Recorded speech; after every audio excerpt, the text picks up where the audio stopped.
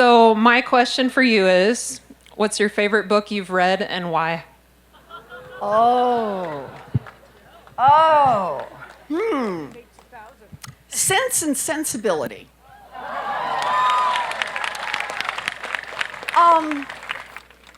Because it's about an observant woman who cuts through all of, I know Jane would never call it this, but the BS, right? No. And we got kids here. And has a lot of layers to it. And I like that. I like that. So I think that's probably my favorite book. Although I have to say, one that has had a big influence on me pretty recently is a biography of Frances Perkins. I drive by when I'm in Washington. Can I do 2 books? Is that okay? The Frances Perkins building every day. It's the Department of Labor. And it's named for Frances Perkins, the first woman in the cabinet. And I'll just do the very, very short story about this.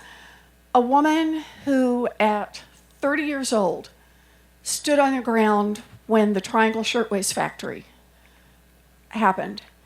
And she watched as women who were trapped in that fire up on the top 3 floors at a time when the fire department didn't have a ladder to go high enough to where they were, where the fire exits had been locked because the factory owners were afraid that those women would steal scraps of cloth.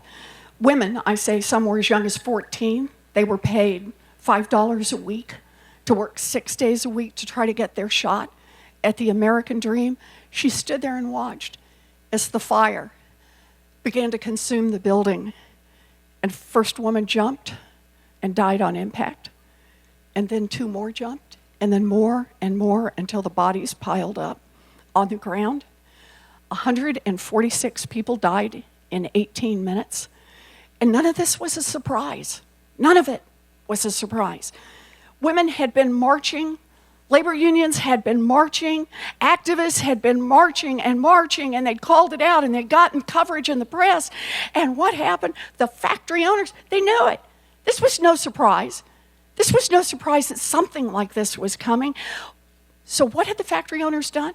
Instead of spending their money to make it just a little safer, maybe to pay a little more, no, they spent their money in Albany, New York. They spent their money at the state capitol, giving huge contributions to the politicians and greasing the wheels so that nothing happened. So Frances stood on the ground and watched this, and she said, this time it's going to be different. So the following week, 500,000 people showed up in the streets to march in New York. Think about this, it's 1911, and Frances is on lead. And she said, what I'm going to do is you're going to push from the outside, and I'm going to push from the inside. She goes to Albany. She gets herself a commission established. Keep in mind, women cannot yet vote. She's 30 years old, but she has a plan. She gets in there and she fights.